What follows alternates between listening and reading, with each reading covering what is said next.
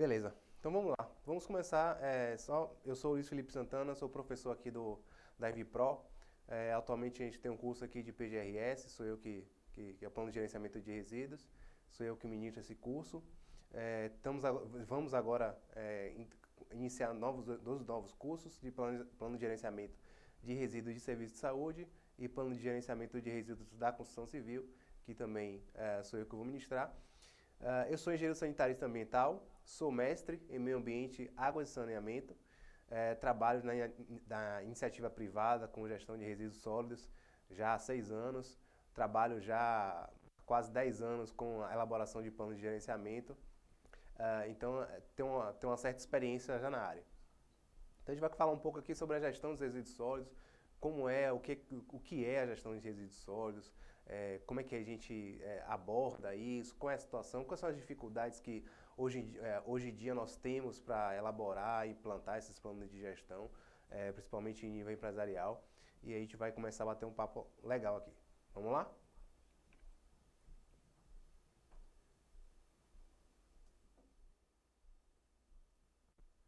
Bom, primeiro é definir o que é a gestão de resíduos sólidos ou a gestão integrada de resíduos sólidos. Quando eu falo em gestão, então, falar se é integrada ou se é apenas gestão é a mesma coisa, tá? O conceito é o mesmo. Vou falar aqui o conceito que traz a legislação. Eu sempre gosto de usar os termos utilizados na legislação brasileira, né? A legislação brasileira é bastante atual, então não vou estar falando nada desatualizado, tá? Então eu prefiro sempre utilizar o que a legislação traz. E a legislação, a Política Nacional de Resíduos Sólidos, ela traz o conceito que gestão integrada de resíduos sólidos é um conjunto de ações que vai buscar soluções para os resíduos e vai considerar todas as dimensões, política, econômica, ambiental, cultural, social, também com controle social, então a sociedade ela participa do controle dessa gestão desses resíduos e busca sempre o desenvolvimento sustentável. Também aqui. Não se fala né, muito gestão sustentável dos resíduos, gestão integrada dos resíduos, gestão dos resíduos sólidos. No final das contas, é tudo a mesma coisa, o conceito é o mesmo. Bom, tem a gestão dos resíduos e tem um gerenciamento. Muita gente não consegue visualizar essa diferença, mas existe uma grande diferença entre gestão e gerenciamento. Gestão é um processo mais amplo. Ele, como eu falei, vem nas dimensões culturais, analisa questões culturais, políticas, econômicas. No gerenciamento também traz, mas o gerenciamento, na verdade, é um instrumento que se é obtido a partir da gestão, da elaboração do plano de gestão.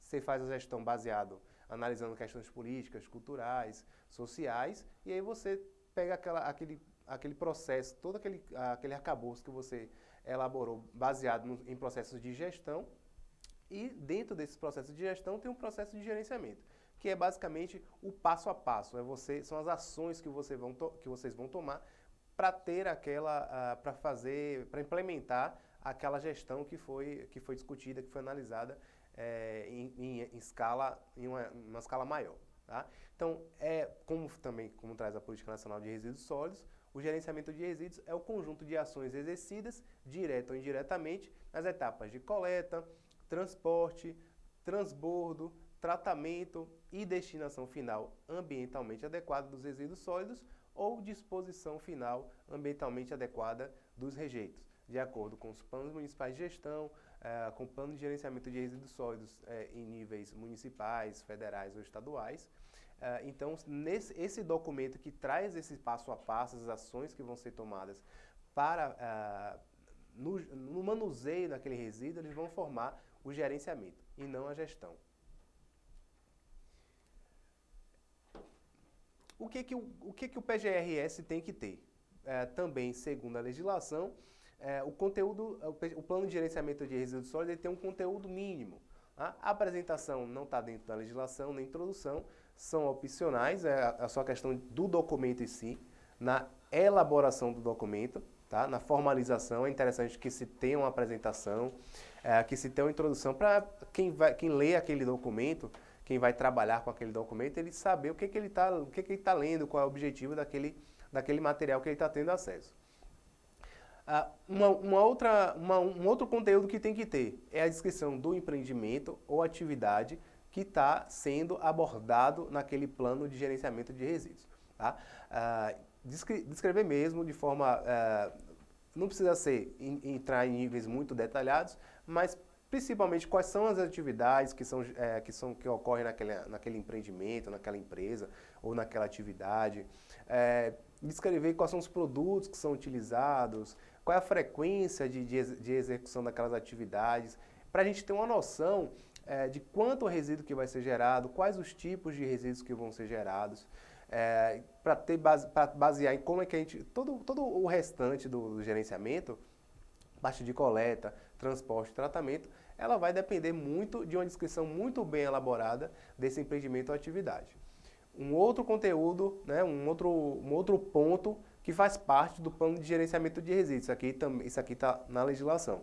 Tanto descrição do empreendimento está na legislação e diagnóstico dos resíduos. E aqui eu vou trazer a origem, então qual é a etapa do processo que gera aquele resíduo, qual o volume daquele resíduo que é gerado, qual é a sua caracterização. Então cada resíduo vai ter a sua forma de acondicionamento, vai ter a sua forma de manuseio, a sua forma de transporte. Uns resíduos vão precisar ser manuseados com equipamento de proteção, outros não. E para isso eu preciso saber as características desses resíduos.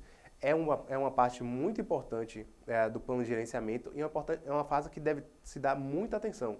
Porque se eu faço um diagnóstico errado, se eu caracterizo, por exemplo, um resíduo não perigoso como sendo perigoso ou vice-versa, um resíduo não perigoso, eu caracterizo ele como perigoso, como não perigoso, eu posso ter impacto sobre a saúde do profissional que vai estar manuseando aquele resíduo, eu posso gerar uma contaminação no meu ambiente porque eu caracterizei aquele resíduo de forma incorreta, eu tenho um resíduo que eu gero, sei lá, vamos dizer assim, 200 litros por hora. Aí eu coloco lá no local que gera aquele resíduo um tamborzinho de 20 litros para acondicionar. Então eu fiz um diagnóstico errado, todo o restante do processo fica comprometido. Então é uma parte dos planos de gerenciamento que precisam de bastante atenção e é uma parte que muita gente estima, que nem procura saber, nem procura ter informações mais precisas. Então estima de forma completamente aleatória e isso impacta em toda a sequência do plano de gerenciamento e do processo de gerenciamento de resíduos. Uma outra etapa, um outro ponto que também a legislação traz como fundamental, responsabilidades. A pessoa que vai coletar precisa saber que é ela que tem que coletar, a pessoa que vai transportar sabe que é ela que vai transportar, o gestor da empresa, ou do empreendimento, ou da atividade, ou de qualquer que seja o local de geração, ele precisa saber das responsabilidades dele. Ele precisa contratar uma empresa para fazer um serviço, ou que ele precisa contratar um funcionário específico para aquela área, ou contratar uma pessoa, ou quando for até nas nossas próprias residências, né? A gente vai contratar vai chamar uma pessoa, uma diarista para fazer. Então, o dono do apartamento, o dono da casa, ele precisa ele ter ciência de que aquela pessoa ali, ela precisa ter uma sequência de treinamentos, de orientações. Então, também é responsabilidade do gestor, do dono do apartamento, dono da casa, da residência. Isso não é necessariamente aplicado só em empresas, só em indústrias, só em atividades econômicas, né? Até nas nossas próprias residências, a gente pode implantar um plano de gerenciamento de resíduos sem nenhum problema. Por que é importante se falar sobre as responsabilidades? Como é que primeiro, como é que eu vou exigir? A quem é que eu vou cobrar quando ocorrer algum erro num processo de gerenciamento? Eu vou saber quem é o culpado, eu vou saber quem é que eu preciso orientar melhor a partir do momento que eu sei e que eu disse, que deixei claro que a responsabilidade daquilo é daquela pessoa. Outro ponto se você não dá responsabilidade para ninguém, todos querem fazer. Se todos querem fazer, na maioria das vezes acaba que ninguém faz. Então, para que as pessoas façam o que devem ser feitas, elas precisam saber das suas responsabilidades. Tá? Isso precisa estar descrito lá nos planos de gerenciamento, principalmente para as empresas, para as atividades que são obrigatoriamente precisam elaborar esses planos. Procedimentos operacionais de gerenciamento. E aí aqui é a parte braçal. Então, como é que vai ser a segregação na unidade geradora, como é que vai ser o acondicionamento desses resíduos, se vai ser em bombona, se vai ser em tambor metálico, se vai ser em caixa de madeira, se vai ser em caixa de papelão, como é que eu devo identificar? Existem legislações, que também não cabe aqui entrar em detalhes de todas as legislações que falam sobre resíduos sólidos. No nosso curso de PGRS aqui da MPro, a gente fala bem detalhadamente todas as legislações, a gente explica como aplicar todas elas, mas aqui, como é um bate-papo mais limitado, então a gente precisa, com um tempo mais limitado, então a gente não tem como entrar em detalhes de todas as legislações, tá? Mas quem quiser mais informações pode ir lá adquirir o nosso curso de PGRS. Bom, como é que eu preciso identificar esses recipientes? Como é que eu devo transportar internamente esses recipientes que vão acondicionar os resíduos? Se tem que ter tampa, se tem que ter saco, se não tem que ter, se pode ser recipiente aberto, se pode ser big bag, se pode ser caixa, enfim. Isso tudo tem que estar descrito também no plano de gerenciamento. Depois que eu transportei, onde é que eu vou armazenar? Eu posso armazenar resíduo perigoso com não perigoso? Se eu puder, eu tenho que fazer o quê? Tudo isso também tem que estar descrito no plano. É exatamente como eu falei, o gerenciamento de resíduos são as ações, é o passo a passo, é a parte mesmo mecânica do gerenciamento de resíduos. Não é a parte conceitual, a parte que envolve questões culturais, sociais, políticas, como é no caso da gestão dos resíduos. Além dos transportes, da forma de armazenamento, forma de transporte externo, né? Já é fora da unidade geradora até a unidade de destino daquele resíduo. Tem que estar lá incluído também, faz parte dos procedimentos operacionais. A partir do momento que chega a destinação, isso não precisa estar obrigatoriamente contido no plano de gerenciamento, mas é importante que esteja para também a quem vai ter acesso àquele plano saber tudo o que acontece com o resíduo, de onde ele partiu até onde ele chegou. Outro ponto que tem que ter nos planos de gerenciamento de resíduos, tem que falar sobre ações preventivas e corretivas. Se um resíduo que estava no recipiente, se o recipiente romper e vazar aquele resíduo, o que é que eu tenho que fazer? Se eu condicionei resíduo perigoso com não perigoso, que é uma situação de gerenciamento incorreto, o que é que eu devo fazer? Isso deve estar também contido no plano de gerenciamento. É o chamado plano de emergência, nesse caso aplicado ao gerenciamento de resíduos. Tenho que colocar metas e procedimentos de minimização. Um plano de gerenciamento que não tenha metas, que não tenha procedimentos de minimização, é um documento de gaveta. Tá? A gente elabora o PGRS tanto para gerenciar o resíduo de forma correta, conforme a legislação ambiental, conforme as legislações sanitárias, mas também para minimizar esses resíduos. Tá? O plano de gerenciamento não é simplesmente eu gerenciar aqueles resíduos de tal forma que eu não vou ter impacto ambiental, vou ter redução do impacto ambiental, do dano, vou ter um controle melhor. O plano não é apenas para isso. O plano deve trazer essas metas, esses procedimentos de minimização, para ter o ganho ambiental. A partir do momento que eu só tenho a minimização de impactos e não tenho a minimização da minimização, vamos dizer assim, eu estou mantendo um equilíbrio ambiental, vamos dizer assim.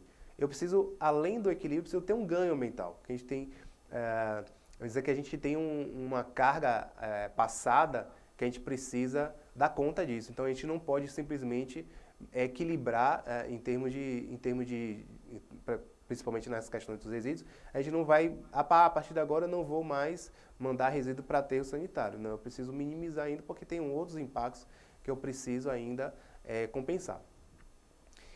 Outro ponto que deve ter nos planos de gerenciamento, conforme a legislação, medidas saneadoras dos passivos ambientais. Até começar a elaborar elaborar o plano de gerenciamento, vamos supor uma fazenda. A fazenda, até descobrir que o resíduo não poderia ser aterrado no fundo da fazenda, aterrava lá. Então tem lá um monte de resíduos aterrados e a partir de agora eu fui observar, parei para fazer o plano de gerenciamento, percebi que eu não posso descartar aqueles resíduos no terreno de qualquer forma, então tem um passivo ambiental lá. Esse passivo eu vou precisar sanear, vou precisar remover. Então tem que estar isso no plano também. Tem um passivo, resíduo que eu armazenei em um lugar inadequado, vou ter que definir medidas para a solução desse passivo, prazos para a solução desses passivos, isso tudo tem que estar também no plano. E para finalizar, também é exigido no PGRS, pela legislação brasileira, pela Política Nacional de Resíduos, é a periodicidade de revisão, que vai ser definido, geralmente é definido pela alta direção, né? Mas pode ser também definido por quem elaborou, ou por um comitê de meio ambiente, um comitê de saúde, segurança, enfim. Geralmente é definido pela alta direção, mas pode ser sem problemas nenhum, sem risco de perder valor, perder importância. Eles podem ser, essa periodicidade de revisão também pode ser definida por quem elaborou o próprio documento.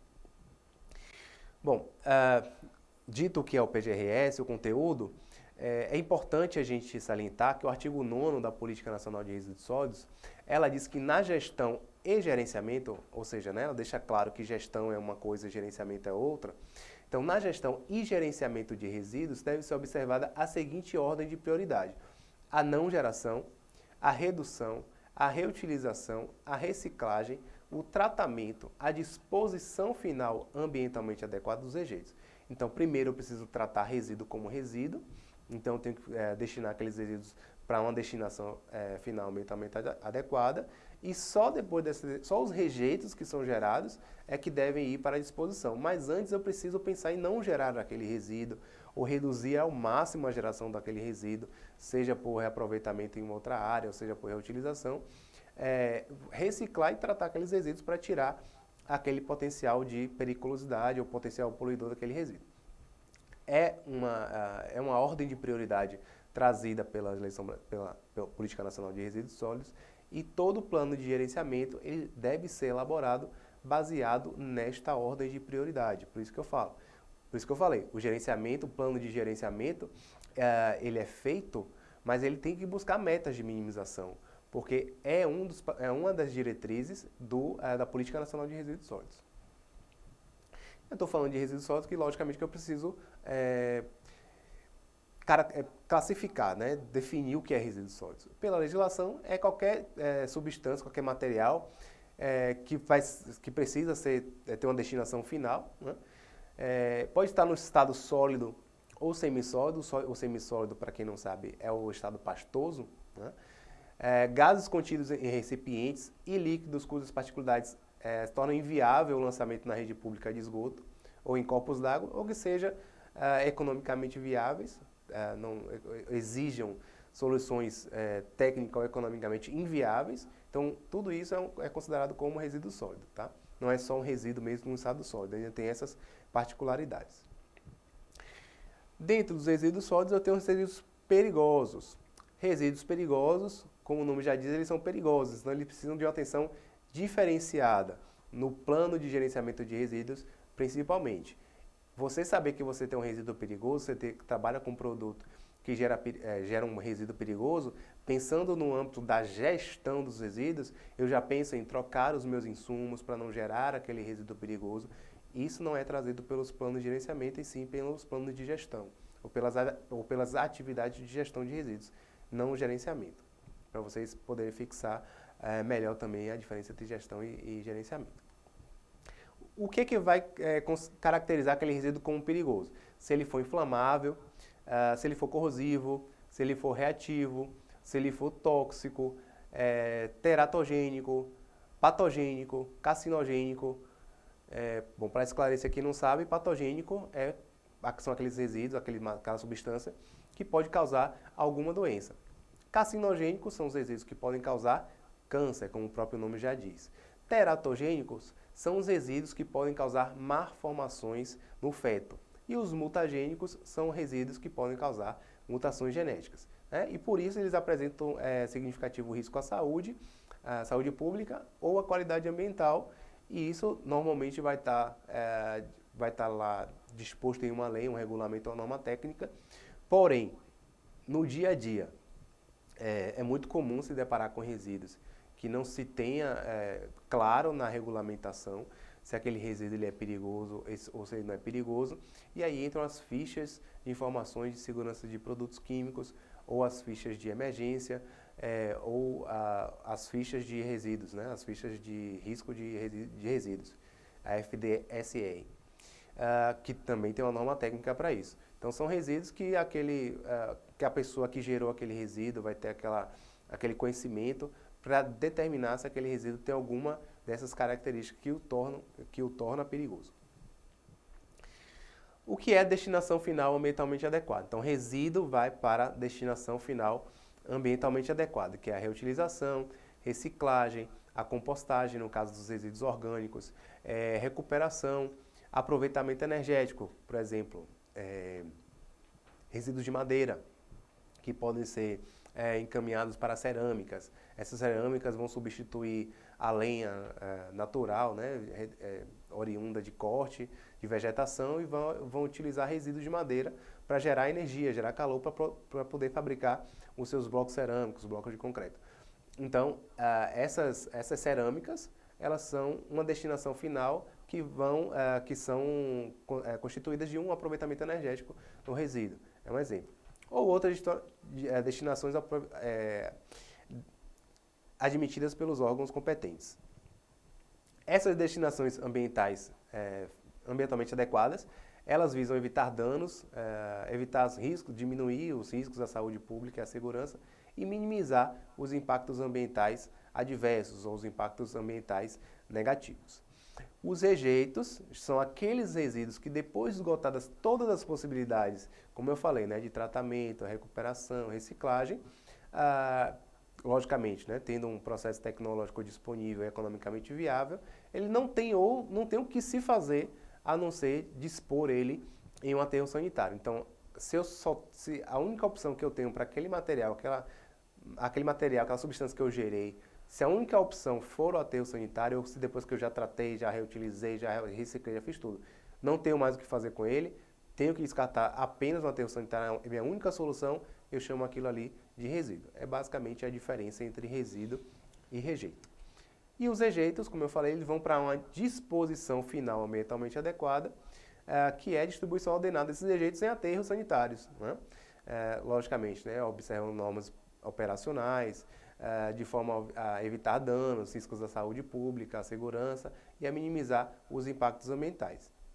Essa distribuição ordenada que atende a esses requisitos é apenas o aterro sanitário. O aterro controlado, os lixões, não são disposições finais ambientalmente adequadas por não respeitar essas exigências trazidas pela legislação. Geradores de resíduos, como o próprio nome já diz, são pessoas físicas, não são, como eu falei, não são só empresas. Então, nas nossas casas, nós somos geradores de resíduos. Não se fala muito, eu tenho que gerar o resíduo da minha empresa, mas na minha casa eu não faço. Ou eu implantei a coleta seletiva na minha empresa, mas na minha casa eu não implantei. Então, a gente tem que entender que nós somos geradores de resíduos, tanto como pessoas físicas, como pessoas jurídicas. E precisamos gerenciar ou gerir os nossos resíduos de forma ambientalmente adequada. De direito público ou privado, né? Então, gerador de resíduo não é só privado, é público também. Os órgãos governamentais, os órgãos públicos também são geradores de resíduos. Tá? São gerados nessas atividades ou incluído no próprio consumo. Então, consumi um produto, gerei um resíduo. Então, não necessariamente eu preciso de uma atividade fim, né? Uma atividade industrial, gerou uma atividade de produção de percloroetileno, sei lá. Não necessariamente precisa ser de uma atividade. O próprio consumo de um material vai gerar um resíduo, então eu sou considerado um gerador de resíduo. Bom, responsabilidades dos geradores, tá? Quais são essas responsabilidades? Então, planejamento, que é a elaboração do plano de gerenciamento de resíduos sólidos. Não só planejar, implementar esse plano e operacionalizar ele, né? Fazer toda a cadeia, garantir toda a cadeia de gerenciamento dos resíduos, desde a coleta, desde a geração até a destinação final. Executar esses procedimentos, né, de gerenciamento de resíduos sólidos, monitorar para verificar se está atendendo o que foi planejado e fazer os relatórios, né? É importante que se tenha um relatório de toda a atividade para verificar os pontos negativos, os pontos positivos e trazer essas soluções para que os pontos negativos não se repitam. Então é interessante que se tenha esses relatórios aí, no mínimo mensais. As responsabilidades do poder público, então, tem que organizar e prestar o serviço de manejo de resíduos e limpeza urbana, nesse caso, né, porque estamos falando de resíduos. Regulamentar todo o processo de gerenciamento e gestão de resíduos. Incentivar, então é preciso que o poder público traga incentivos. A legislação ambiental traz o conceito do poluidor-pagador, mas ela traz também o conceito do preservador-recebedor. Então, se eu preservo o meio ambiente, se eu protejo o meio ambiente, eu preciso também receber algo em troca. Não é só quem causa o dano que tem que pagar. Quem evita o dano ou quem melhora as qualidades, as condições ambientais, elas também devem receber do poder público esse retorno. Tem incentivos também de financiamento, de assessoria técnica, enfim, qualquer tipo de incentivo, de créditos, qualquer tipo de incentivo, né? Então, também é responsabilidade do poder público. Consociações. Existe um grande problema hoje em dia, que é os municípios pequenos não têm condições econômicas de implantar um aterro sanitário. Então, hoje, a maioria dos municípios brasileiros dispõem seus resíduos, seus rejeitos em lixões, porque não tem condições financeiras de arcar com aquela construção, aquela implantação daquele aterro sanitário. Nem financeira, às vezes nem técnica, né? Então, o poder público ele deve, por meio das consociações de municípios, fazer, a partir de um consórcio que se tem uma robustez financeira, aí sim implantar, e então também é responsabilidade do poder público para viabilizar a implantação, por exemplo, de aterros sanitários.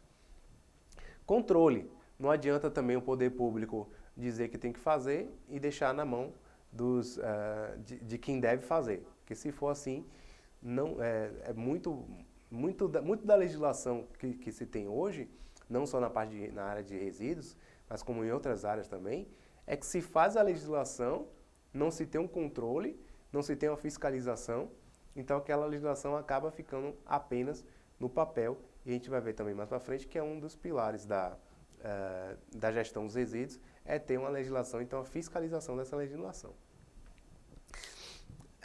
Responsabilidade compartilhada, né? Tem a responsabilidade do poder público, a responsabilidade dos geradores de resíduos e tem as responsabilidades compartilhadas, que é a responsabilidade pelo ciclo de vida dos produtos. E aqui não entram só os geradores, não entra só o poder público, entra também os consumidores, entram também os fabricantes, distribuidores de produtos, centros de distribuição e logísticas, todo mundo que tá inserido no processo desde a fabricação até o uso, passando por distribuição, transporte, o uso daquele produto, ele tem que ser responsável pelo ciclo de vida daquele produto. Uma das ferramentas que foram criadas para implementar essa responsabilidade do ciclo de vida é a lógica reversa de alguns determinados resíduos, que é mais para pessoas físicas, e aí as empresas já esbarram nessa questão dos termos de compromisso da lógica reversa serem mais voltadas para pessoas físicas, para consumidores finais e não para empresas, acaba dificultando também a inserção das pessoas jurídicas nesses processos de lógica reversa. E aí eu pergunto, né, e a sociedade em geral? Porque a legislação ela traz a responsabilidade compartilhadas, traz a responsabilidade do gerador, do poder público e da sociedade em geral. Qual é a responsabilidade da sociedade? A legislação traz, em um determinado momento, o conceito de controle social, que é utilizado hoje até nos próprios consórcios públicos, na lei de consórcios. É muito forte esse conceito do controle social, que nada mais é do que o conjunto de mecanismos e procedimentos que garantam à sociedade informações e participação nos processos de formulação, implementação e avaliação das políticas públicas direcionadas aos resíduos sólidos. Isso aqui é gestão. Isso aqui é muito forte através dos conselhos de meio ambiente, municipais, estaduais, conselhos federais de meio ambiente. Aqui é onde se tem um maior controle social. Tudo bem que nos últimos meses aí está tendo uma mudança aí nessas composições dos conselhos, porém é justamente o local que a população vai exercer essa responsabilidade sobre a gestão dos resíduos. É no conselho, através do controle social, que já preconiza a legislação. E também atender a legislação. Se a sociedade não tem conhecimento, ela tem uma legislação que traz para ela o que ela deve observar. Então, no mínimo, ela tem que atender a legislação como responsabilidade dentro do processo de gestão de resíduos. Tá, gestão de resíduos, plano de gerenciamento e tal, mas por que isso é importante? Né? Por 4 coisinhas bem básicas, né? Que apesar de serem básicas, parece que é bastante clara, mas muita gente ainda a gente não consegue ainda observar o quão importante é a gestão dos resíduos. Primeiro, uma gestão de resíduos, ela vai propiciar a minimização de impactos ambientais, nesse caso, impactos ambientais negativos, impactos ambientais adversos. Tá? Resíduos podem causar enchentes, podem causar contaminação do solo, contaminação da água, contaminação do ar, pode atrair vetores de doenças. Então, tem uma série de impactos ambientais a gestão inadequada de resíduos. Se eu descarto aquele resíduo de forma inadequada, ele tem uma série de impactos ambientais e a gente já vê hoje que o nosso planeta não tem mais capacidade de suporte desses impactos que se sucedem a cada dia. Então é importante. A gestão de resíduos é uma ferramenta para minimização desses impactos ambientais. Minimização de impactos sobre a saúde. Resíduos perigosos, por exemplo, podem causar malformações do feto, como eu falei, né? Câncer, mutações genéticas, distúrbios neurológicos, paralisia, osteoporose, metais pesados estão muito associados à osteoporose. Então, uma série de impactos à saúde humana ou animal, né? Não só humana, mas uma série de impactos à saúde são minimizados se eu tenho uma gestão adequada, ambientalmente adequada dos resíduos. Geração de emprego e renda. Então, aqueles resíduos vão precisar ser gerenciados por alguém, vão precisar ser coletados por alguma empresa, que essas empresas vão ter seus funcionários. O processo de gestão em si precisa ser acompanhado por um profissional. Então, todo o processo de gestão, ela envolve a geração de emprego e renda. Vão precisar de empresas, essas empresas vão ser tecnicamente capazes de prestar aquele serviço. Então, essas empresas vão gerar também empregos. Então, uma geração de empregos e renda em cadeia, né? Desde a própria empresa que está fazendo a gestão dos resíduos de forma correta, como todas as pessoas envolvidas e todas as empresas terceirizadas ou não, que estejam envolvidas no processo. Inclusão social.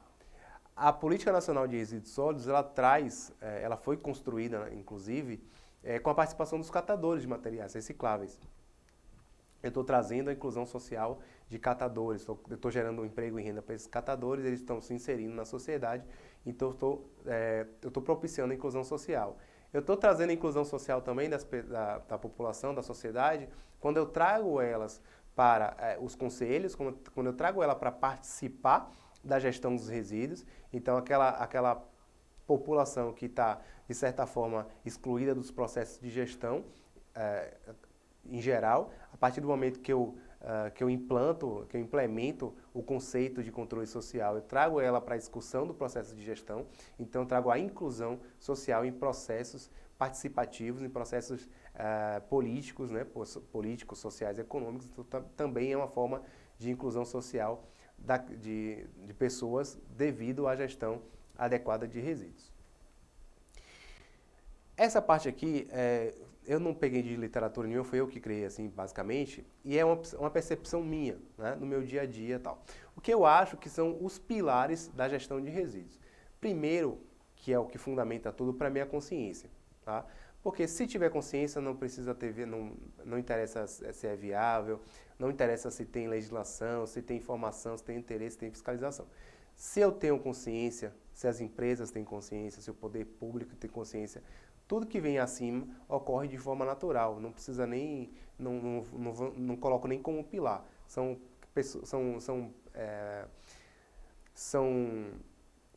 fatos que não precisam existir se eu tenho a consciência, tá? consciência, como eu falei, né, das pessoas em si, das pessoas jurídicas, pessoas físicas, poder público independente. Depois da consciência, a viabilidade. Exemplo, eu tenho a consciência de que eu preciso descartar um resíduo de forma correta, porém, na minha cidade, na minha região, não tem onde descartar daquela forma correta. Então, por mais que tenha legislação, a legislação diz que eu tenho que mandar o resíduo de plástico BOPP, que são aqueles plásticos de embalagem de biscoitos, né? Que eu tenho que mandar para reciclagem, mas na minha área não tem ninguém que faça aquela reciclagem, não tem ninguém nem que colete aquilo ali. Como é que eu vou mandar para ter? A legislação vai dizer, eu não vou ter como cumprir. Então a viabilidade técnica e a viabilidade econômica também está abaixo da legislação. Depois daí sim vem a legislação. A legislação, logicamente, como é a Política Nacional de Resíduos Sólidos, né? Ela traz todas as diretrizes, porém, ela deixa claro que se não houver viabilidade técnica e econômica, logicamente aquilo ali não precisa ser seguido daquela forma, porém tem que ser seguido da melhor forma possível. Depois da legislação, eu preciso informar. Aqui, para mim, é um grande problema, acho que não só do Brasil, acho que qualquer país é assim, mas acho que o Brasil, por ser um país muito grande, é a questão da informação. Elaboro a legislação, publico, o presidente vai lá, o prefeito, o governador, publica a legislação sobre resíduos sólidos, mas fica lá na Casa Civil, arquivada lá, no Diário Oficial, sai no Diário Oficial, que ninguém lê o Diário Oficial, né? Ninguém entre aspas, né? Logicamente que tem alguém que lê. Mas em geral as pessoas não leem o Diário Oficial, então aquela legislação fica perdida, né? Então não tem a informação, não tem aquele... E não é informação de, pessoal, saiu uma legislação tal. Não, essa legislação tal, está disponível em tal lugar, é importante vocês saberem por isso. Se vocês não fizerem, lá tem uma série de penalidades para que não seguir aquela legislação. Aí sim, né, o processo de informação, como é que a pessoa vai conseguir atender aquela legislação, são as famosas políticas públicas, né? Então não é só ter a legislação, é ter, vamos dizer assim, um manual orientativo de como atender a legislação, que normalmente ela vem em forma das políticas públicas, né, que vem trazer todo esse arcabouço de implementação das legislações no país, nos municípios ou nos estados. Interesse. Poxa, eu tenho a legislação, fui informado, mas eu não quero, não estou nem aí, tenho consciência, mas não tenho interesse. Então, mesmo que tenha informação, se não tiver interesse das pessoas jurídicas ou das pessoas físicas, não vai ter gestão de resíduos. Tá? Tem a legislação, mas eu não quero seguir. A empresa, eu vou pagar uma propina, sei lá, qualquer coisa do tipo, né? Então, se não tiver interesse por fazer aquilo ali, as empresas ou as pessoas físicas não vão fazer, né? Logicamente. E por último, a fiscalização. Se você tiver consciência, viabilidade, tiver a legislação bem elaborada, essa legislação tiver políticas públicas adequadas para a implementação dela, para a informação da população, para a criação desse canal de comunicação com a população. Se a população se mostrar interessada, não precisa nem fiscalizar. O órgão não vai precisar nem fiscalizar. Logicamente, né? Se todo mundo tiver tudo isso, não vai fiscalizar. Então, esses pilares é que eu considero como sendo, nessa ordem aí, né, o mais robusto, inclusive por isso está em letras que vão diminuir de tamanho, né, em critérios de importância. Então, esse é o pilar de gestão de resíduos que eu vejo, né? Logicamente, vocês podem ter suas opiniões diferentes da minha, logicamente, isso é muito importante que se tenha, cada um tem a sua opinião, logicamente. Então, isso aqui é só para mostrar para vocês basicamente o que é a minha opinião, que são os pilares da gestão de resíduos. Então, se você tem todos esses pilares fortalecidos, a sua gestão de resíduos vai ser feita de forma correta, da melhor forma possível, certo? Bom, trabalhando com isso, com o plano de gerenciamento de resíduos sólidos, há quase 10 anos, acho que eu vou parar para contar até mais de 10 anos, o que eu vejo desde quando comecei até hoje, né, são justamente esses entraves aqui, né, que estão na tela. Falta de informação, como eu falei no slide anterior. Não adianta ter a legislação, né, a conscientização, que está lá no site do Ministério do Meio Ambiente e tal. Se as pessoas não tiverem informação, esse plano de gerenciamento vai ficar na gaveta. Né? Então, uma empresa fez o plano de gerenciamento de resíduos sólidos para uma empresa, esse plano de gerenciamento precisa ser divulgado para os funcionários, precisa ter uma sessão de explicação, de tirar dúvidas, de entender quais são as dificuldades desses funcionários, de entender ou de implementar esses planos de gerenciamento. Esse é um dos entraves à implementação dos planos de gerenciamento, porque hoje em dia o que se tem muito são os planos de gerenciamento muito bem elaborados, ricos, porém que ficam na gaveta. Então aí eles não vão ser implementados nunca. Tá? Falta de priorização. Então o que a gente vê hoje, um exemplo que eu dou, a gente não vê hoje educação ambiental nas escolas, por exemplo. Então tem que trazer a questão ambiental, a questão dos resíduos como prioridade. Os aterros sanitários não são construídos porque não são prioridades nas gestões públicas. Tá? Então, essa prioridade precisa vir para que os planos de gerenciamento consigam ser implementados da forma correta. Burocratização de processos é um outro entrave à implementação. O que acontece?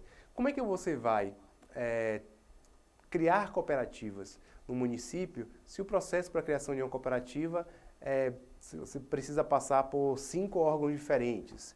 Ou para ter a licença ambiental daquela cooperativa, você precisa fazer licença de localização, licença de implantação, licença de operação, com taxas absurdas, né, processos, documentos técnicos que precisam ser elaborados, que às vezes, né, normalmente são solicitados, às vezes nem não são necessários. Então essas burocratizações acabam inviabilizando, trazendo aquela inviabilidade técnica. Né? Como eu falei, eu só vou direcionar um resíduo para reciclagem se eu tiver uma unidade de reciclagem próxima a mim, que seja economicamente viável. Eu só vou poder destinar a cooperativa se aquela cooperativa estiver, logicamente, regularizada perante os órgãos ambientais. Então, se eu burocratizo muito o processo, ninguém vai querer fazer, as cooperativas vão querer trabalhar de forma ilegal, né, vamos dizer assim.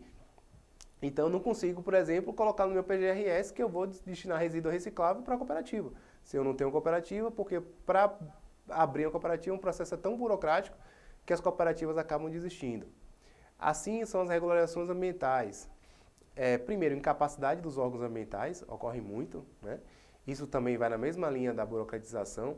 Então, assim, às vezes as empresas mais simples não conseguem tirar uma licença ambiental, que para mim, na minha visão, às vezes nem era necessário, é uma coisa tão simples que não tem nenhum impacto ambiental na atividade deles, mas, enfim, é exigido pela legislação. Então, muitas cooperativas, você para observar, muitas cooperativas não são regularizadas junto aos órgãos ambientais. As empresas, as grandes empresas principalmente, exigem essa regularização ambiental, então acaba inviabilizando também um gerenciamento adequado de resíduos. Então, olha, eu quero a dispensa de licença do sucateiro, quero a licença do sucateiro do sucateiro. Então, você segue um processo tão burocrático que acaba inviabilizando a destinação final ambientalmente daquele resíduo por algo que, no final das contas, se você for perceber, não tem grandes impactos sobre o meio ambiente. Falta de apoio e incentivos a catadores, que também vai na mesma linha, além da questão da burocratização e da regularização ambiental, vem também a formação dessas cooperativas, a orientação. Hoje em dia, desculpe, hoje em dia você vai em algumas cooperativas, em alguns municípios, é quase um lixão dentro de um galpão, que eles não têm estrutura, não têm conhecimento, não usam equipamentos de proteção, porque eles não têm não é a atividade fim deles, eles não têm conhecimento, não têm informação. Então eles precisam ter esses incentivos para poder executar esses serviços de forma correta. Hoje em dia você tem 2 cooperativas, 3 em alguns lugares, que tem licença ambiental, tem todos os processos burocráticos, porque teve um incentivo ou por parte de alguma empresa, ou algum investidor, né, alguma alma boa, vamos dizer assim, mas é muito difícil. No poder público, hoje em dia, é muito difícil se ver. Né? E essa reciclagem em pequena escala que eu falo aqui, é uma coisa que eu encontro muito de problema hoje, aqui, por exemplo, na região, né, de Salvador. a gente manda um resíduo de madeira, a gente quer para uma pessoa que pega pallet e faz cadeira, um pallet, faz sofá, faz cama, faz estante, faz armário. E aí são pequenos processos que não justifica exigir uma licença ambiental ou exigir que aquela pessoa que faz aquele trabalho artesanal vá na Secretaria de Meio Ambiente. Ele não tem a menor condição de fazer isso. E a partir do momento que eu exijo isso, eu também dificulto a inclusão social, né, o incentivo à geração de emprego e renda, o incentivo a expressões artísticas, né? Porque eu fico muito preso nessa questão de, tem que ter licença, tem que ter isso, tem que ter aquilo. E é um processo tão manual, caseiro, né? Questão artesanal, que talvez até melhor do que mandar, talvez não, com certeza, acaba sendo muito melhor do que enviar para uma cerâmica, né? Que apesar de ser uma destinação final ambientalmente mais adequada do que o aterro sanitário, porém, aquela queima daquela madeira vai gerar gases, não são gases tóxicos, né? A não ser que sejam madeiras tratadas, que aí já não podem ir para as cerâmicas. Mas aqueles materiais eles podem ir para uma pessoa que vai, pessoa física lá, que vai recondicionar aquele pallet, fazer um trabalho muito bonito, mas que eu não vou mandar porque não tem licença ambiental, porque não tem isso, porque não tem aquilo, e acaba dificultando o processo. Então, por isso precisa, já que precisa desses documentos, que o poder público incentive mais a formalização desses níveis de atividade, desses níveis em escala artesanal e dos catadores de materiais recicláveis. Outra coisa, indisponibilidade de recursos técnicos e econômicos. Como eu falei lá, é um dos pilares da gestão de resíduos ser viável. Então, hoje se depara muito, por exemplo, aqui na região de Salvador, região metropolitana, por exemplo, a gente até então, agora tem, mas a gente até uma semana atrás, a gente não tinha quem reciclasse vidro, né? Então a gente se mandava resíduo de vidro para aterros sanitários. Tem uma empresa, ou então a empresa que transportava não tinha licença ambiental que era adequada, que transportava lá para Recife, mas não tinha licença, não tinha alvará, então acabava na questão da burocratização e da regularização ambiental, não conseguia ter essa empresa de transporte, contratar, só quem contrata é a empresa que não segue essas diretrizes que são importantes, né? Então, até semana passada, até um tempo atrás, aqui na região metropolitana não tinha onde se destinar vidro. Então, como é que eu vou implantar um plano de gerenciamento de resíduos baseado no artigo 9º lá da Política Nacional de Resíduos Sólidos, que prioriza a reciclagem ao aterro sanitário, se eu não tenho a reciclagem de vidro aqui na região? Então, isso também é um grande problema, um dos grandes desafios também para a implementação do PGRS. Pessoal, chegamos aqui ao final. Se tiverem alguma pergunta, alguma dúvida, pode fazer aí que eu vou responder, tá certo? Bom, agradeço então pela participação de vocês. E aí vamos começar a bater um papo aqui. Se tiver alguma pergunta, podem fazer. Bom, pessoal, então vamos começar a responder aqui as perguntas que vocês fizeram, né? Alguns fizeram. A primeira pergunta é de Rick Jones. Ele fala: professor, para esclarecimento, o senhor não, por favor, viu que eu sou jovem, bonito, não precisa chamar de senhor não, mas tudo bem. O senhor poderia listar rapidamente quais os documentos necessários para fazer o gerenciamento dos resíduos sólidos de uma construtora, além do próprio texto do PGRS? Quando eu vou elaborar plano de gerenciamento de resíduos, eu costumo pegar a lista de materiais, né? Quando a empresa vai fazer a construção, tudo bem que a construção já tem uma série de materiais padrão, né? Então, brita, areia, solo, resíduo de bloco cerâmico quebrado. Mas, por exemplo, nem toda construção tem forro de gesso, por exemplo, né? Então, é importante você pegar a lista de materiais, né, que vão ser utilizados na obra, o projeto, analisar direitinho e ver se alguma daqueles resíduos que normalmente se trabalha nos planos de gerenciamento de resíduos de construção, se tem e se não tem. Aí você vai e elimina aquele material. Então, é importante ter a lista, o projeto e a lista de materiais daquela obra, né?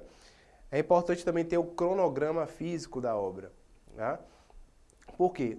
O plano de gerenciamento, por exemplo, se for um edifício, vai chegar um momento que a forma de acondicionamento, o recipiente de acondicionamento vai estar no pavimento que é gerado o resíduo. Tem um momento que vai ser transportado com condutos. Vai ter um momento que vai ser transportado no elevador cremalheira. Então é importante também saber o cronograma de execução da obra para poder elaborar o plano de gerenciamento de resíduos da construção civil. Ok? Vamos para a próxima. A próxima pergunta é de Roger Caldeira. Ele pergunta sobre o óleo acondicionado, onde não existem empresas especializadas em receber esse resíduo e o município não tem um aterro apropriado, o que fazer? Roger, a minha opinião é não utilizar, tá? Não utilizar esse óleo acondicionado se não tiver onde descartar. Mas vamos lá, não tem o que fazer. O óleo está dentro da logística reversa, né, das embalagens de óleo.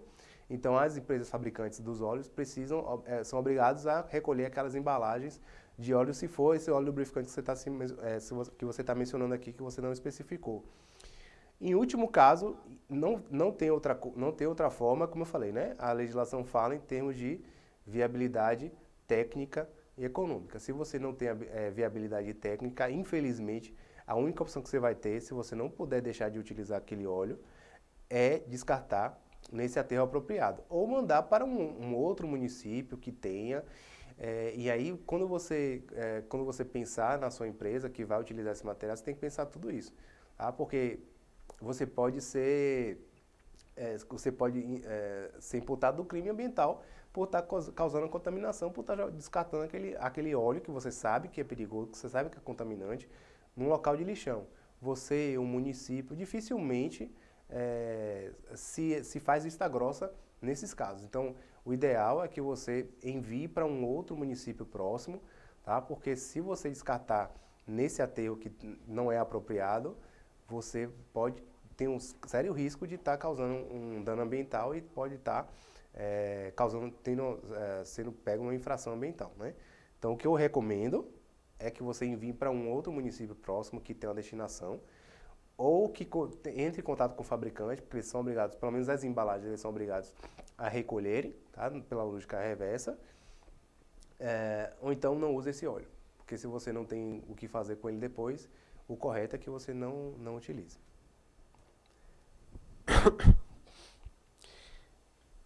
Pergunta de Alaska. Minha maior dificuldade é fazer os gestores entenderem que um PGRS não é para ficar na gaveta e falar que tem alguma fórmula mágica de criar essa consciência neles. Alaska, o que eu faço, principalmente eu faço palestras com relação a gerenciamento de resíduos, é chocar. Não existe fórmula mágica, não. Mas existe algumas, você pode chocar eles, né? Por exemplo, trazer exemplos recentes. Barragem de Mariana que rompeu, foi uma barragem de rejeito, né? Então, tá essa questão do plano de gerenciamento, que envolve essa questão também de armazenamento, estoque de resíduos, está lá dentro do planejamento, do plano de gerenciamento. Brumadinho também, uma barragem de rejeitos, né? Então é um rejeito do processo, está dentro da Política Nacional de Resíduos Sólidos, está infringindo a Política Nacional de Resíduos Sólidos. Então essas mensagens que chocam podem trazer uma consciência aos gestores. Outra coisa é mostrar qual é o valor, a legislação ela fala, né, que se você causar poluição por lançamento de resíduos, a multa é de 5 mil a 50 milhões de reais. Trazer esses dados, mostrar que se ele não aplicar, se ele não implementar o PGRS, ele pode ter prejuízos muito maiores. Então são essas ferramentas de choque que podem trazer uma consciência, mas como um professor meu me falou certa feita, a gente não conscientiza ninguém. É a própria pessoa que tem que se conscientizar. A gente dá ferramentas, a gente incentiva que ele se conscientize. Mas a gente conscientizar o outro é bem complicado. Mas tem essas dicas aí, acredito que hoje o que eu aplico no meu dia a dia, elas surtem efeito sim, tá? A pergunta de Marta Ramos. A redução de geração de resíduos é algo obrigatório por lei ou esse é um procedimento que as empresas apenas realizam para facilitar o gerenciamento. Como eu falei, no artigo 9º da Política Nacional de Resíduos Sólidos, os geradores de resíduos devem priorizar a não geração. Então, não é obrigatório que se reduza, porém, deve-se priorizar a não geração. O que traz essa obrigação, de certa forma, né? Ele não é obrigado, mas ele tem que buscar essa não geração. Então, como eu falei, né? Inclusive, uma forma de trazer essa visão da não geração é justamente o item do PGRS, que é obrigatório pela própria Política Nacional, que são as metas e os procedimentos de minimização. Tem que estar lá no plano. Então, acaba sendo obrigatório. Não gerar o resíduo vai ser muito difícil, né? Então, a redução sim, é possível, mas vai chegar um momento que ele vai reduzir, e vai chegar um momento que ele vai conseguir reduzir mais, né? Então, ele é obrigatório até certo ponto, tá certo?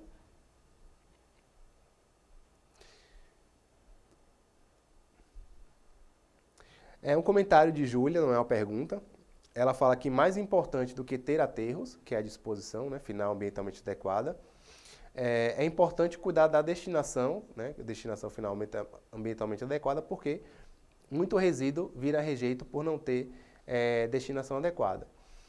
Como eu falei aqui também, né, com relação à resposta anterior, a Política Nacional de Resíduos Sólidos, ela é toda embasada nesse conceito de que resíduo deve ser tratado como resíduo e não como rejeito. Então, sempre que possível, os resíduos devem prioritariamente serem tratados, reutilizados, passar por aproveitamento energético, enfim, é prioridade, que já traz isso, a Política Nacional de Resíduos já traz isso, de fato, a gente tem que pensar resíduo como resíduo e não como rejeito, e também tem que se encher um pouco, né? Porque, por exemplo, não tem catador. Pô, será que não tem catador? Ou eu acho que não tem catador? Não tem reciclagem ou eu acho que não tem reciclagem? Não tem não, é inviável tecnicamente porque não tem e vou mandar para o aterro sanitário. A gente precisa, de fato, pensar resíduo como resíduo, não passar na cabeça resíduo como resíduo. A gente tem que pensar, a gente tem que fazer gestão e não gerenciamento, tá? Não só gerenciamento.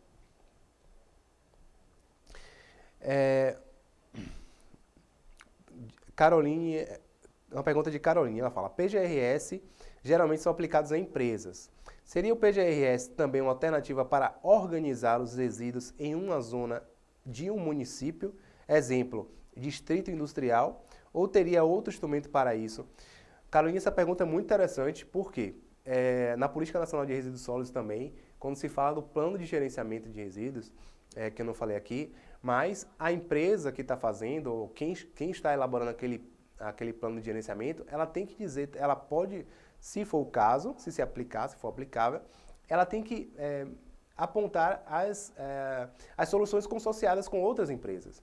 Tá? Então, assim como eu tenho a responsabilidade compartilhada, né, que é semelhante, né? Não é isso, mas é semelhante. Eu tenho a responsabilidade compartilhada pelo ciclo de vida dos produtos, eu tenho as soluções consorciadas. É um item que também, se for aplicável, deve constar no plano de gerenciamento, como diz a Política Nacional de Resíduos Sólidos. E é através desse próprio PGRS, desse próprio instrumento, através desse item, é que se vai definir se vai haver essas soluções consorciadas, e essas soluções devem estar lá descritas no plano de gerenciamento. Não, o próprio plano vai ser, então, esse instrumento que você pergunta aqui, que você cita na sua pergunta.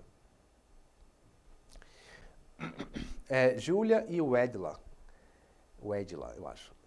Eu não entendo muito bem. Nos aterros sanitários, os resíduos podem ter um destino correto? No aterro, você possui controle dos resíduos diferente dos lixões? E o aterro sanitário, você trabalha mais com resíduo comum, sólido ou orgânico? Bom, vamos começar de trás para frente, Júlia e o Edla. Resíduo comum, sólido e orgânico pode ser tudo a mesma coisa, tá? O resíduo orgânico, ele é comum. Todo resíduo orgânico, ele é comum, não seja que ele esteja contaminado, ele é um resíduo comum, tá?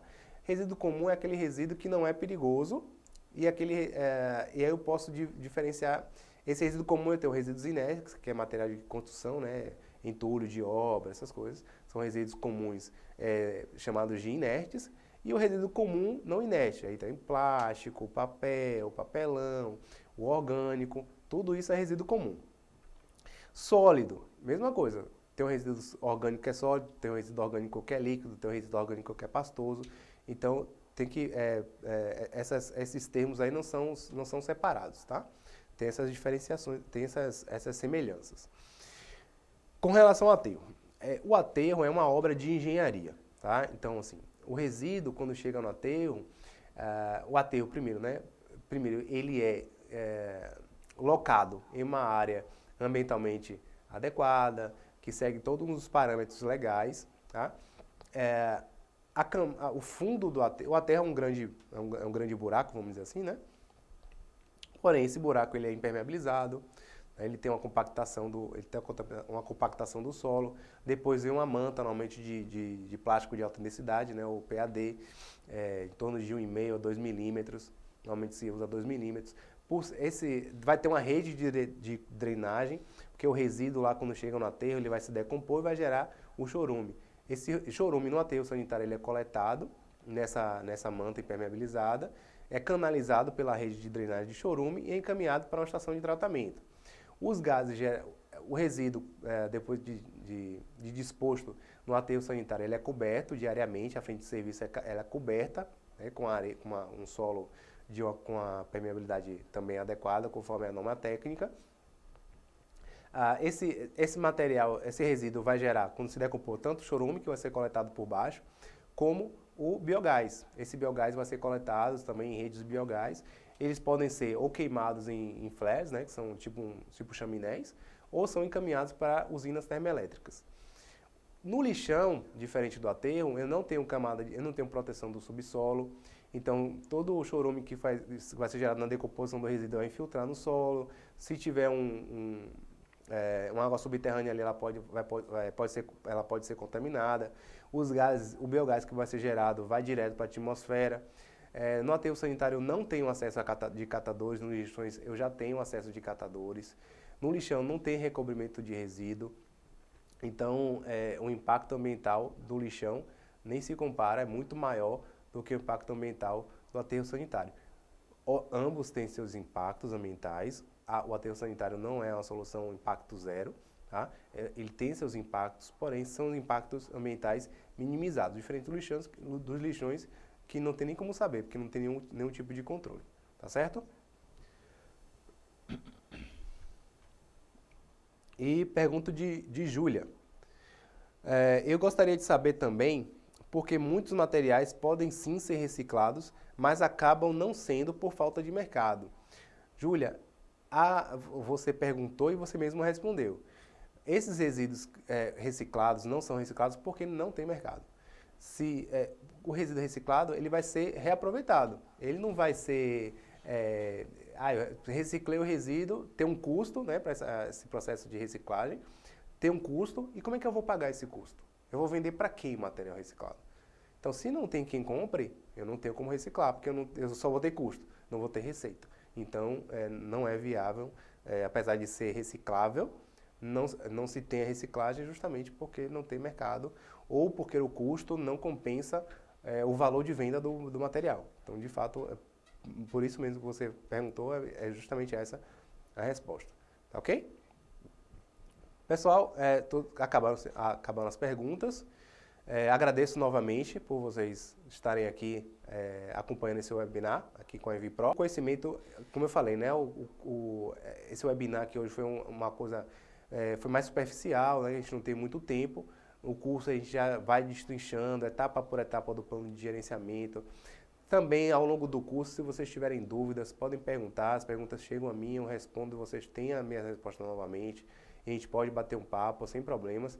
O curso é bem interessante, então vocês vão receber essa oferta por e-mail. Fiquem atentos, tá certo? Obrigado, boa noite.